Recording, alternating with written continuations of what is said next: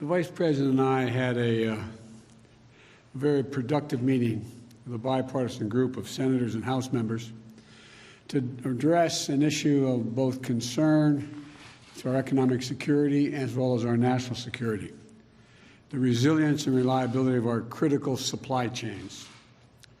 This is a critical area where Republicans and Democrats agreed. It was one of the best meetings. It's the best meeting I think we've had so far, although we've only been here about 5 weeks.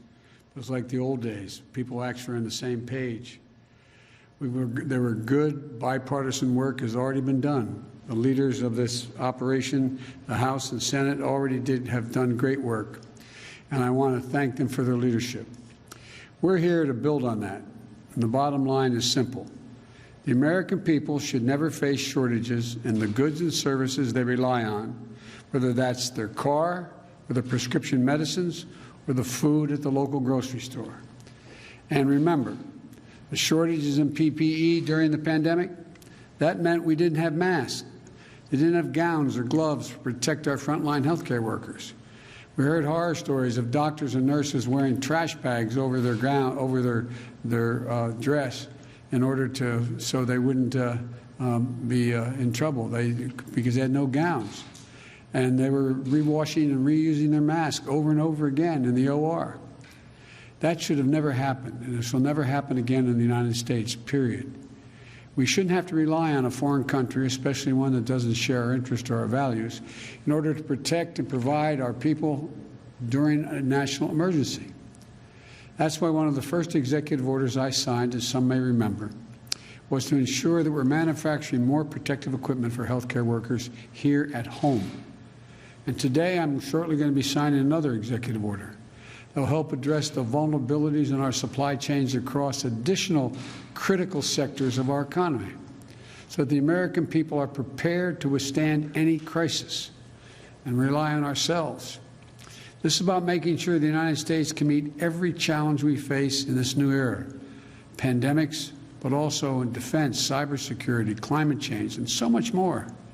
And the best way to do that is by protecting and sharpening America's competitive edge by investing here at home. As I've said from the beginning while I was running, we're going to invest in America. We're going to invest in American workers, and then we can be in a much better position to even compete beyond what we're doing now.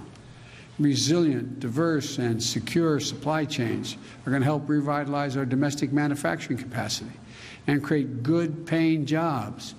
Not $15 an hour, which is we need to do someday, and as soon as are better, in my view, but jobs that are at the prevailing wage. We're going to spur new opportunities for small businesses, communities of color, and economically distressed areas. And I will drive new investment in research and innovation and our workforce, investing in training and university partnerships that are going to lead to new technologies and new solutions. And all of this won't just strengthen our domestic capacity, it will help unleash new markets around the world and grow opportunities for American business to export their goods that we're going to be making. These are the kinds of common sense solutions that all Americans can get behind, workers and corporate leaders, Republicans and Democrats. It's about resilience, identifying possible points of vulnerabilities in our supply chains, and making sure we have the backup alternatives or workarounds in place. Remember that old proverb, for want of a nail, the shoe was lost. For want of a shoe, the horse was lost. And it goes on and on until the kingdom was lost. All for the want of a horseshoe nail. Even small failures at one point in the supply chain can cause outside impacts further up the chain. Recently, we've seen how a shortage of computer chips, like the one I have here, you can hardly see it, I imagine. It's called a semiconductor. It's caused delays in production of automobiles that has resulted in reduced hours for American workers. A 21st century horseshoe nail. This semiconductor is smaller than a postage stamp, but it has more than 8 billion transistors. 8 billion transistors, 10,000 times thinner than a single human hair in this one chip. These chips are a wonder of innovation and design that power so much of our country, enables so much of our modern lives to go on. Not just our cars, but our smartphones, televisions, radios, medical diagnostic equipment, and so much more. We need to make sure these supply chains are secure and reliable. I'm directing senior officials in my administration to work with industrial leaders to identify solutions to this semiconductor shortfall and work very hard with the House and Senate. They've authorized the bill, but they need roughly $37 billion short term to make sure we have this capacity. We'll push for that as well, but we all recognize that the particular problem won't be solved immediately. In the meantime, we're reaching out to our allies, semiconductor companies and others in the supply chain to ramp up production to help us resolve the bottlenecks we face now. We need help to stop, we need to stop playing catch up after the supply chain crisis hit. We need to prevent the supply chain crisis from hitting in the first place.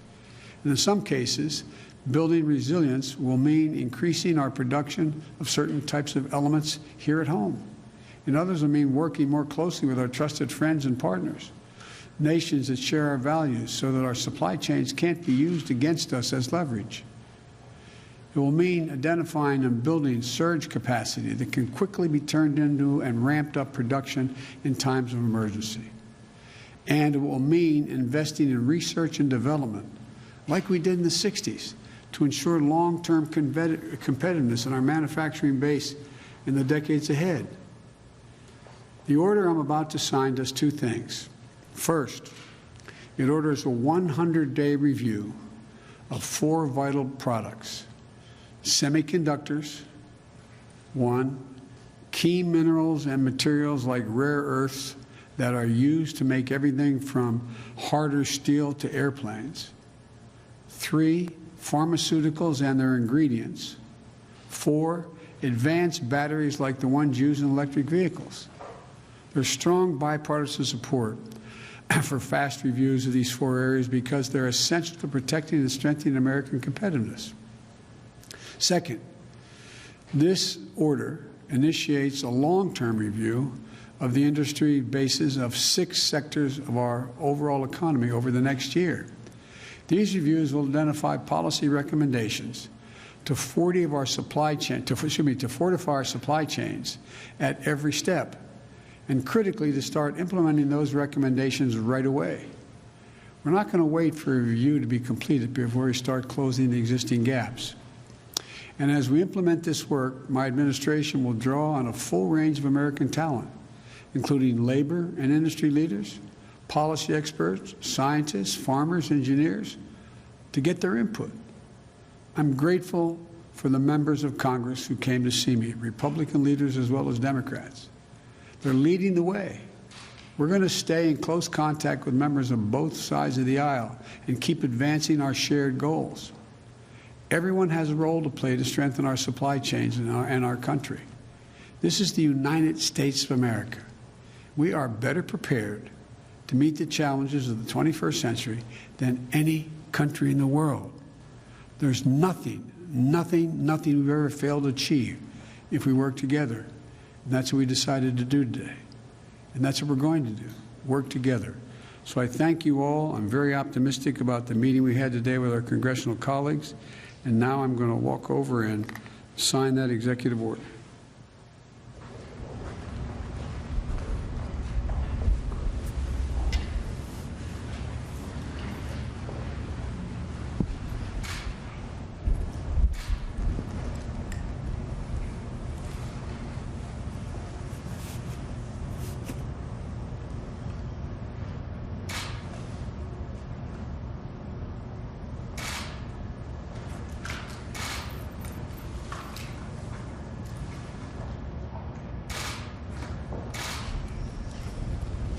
Thank you all very much. Mr. President, are you disappointed that more of your cabinet nominees have not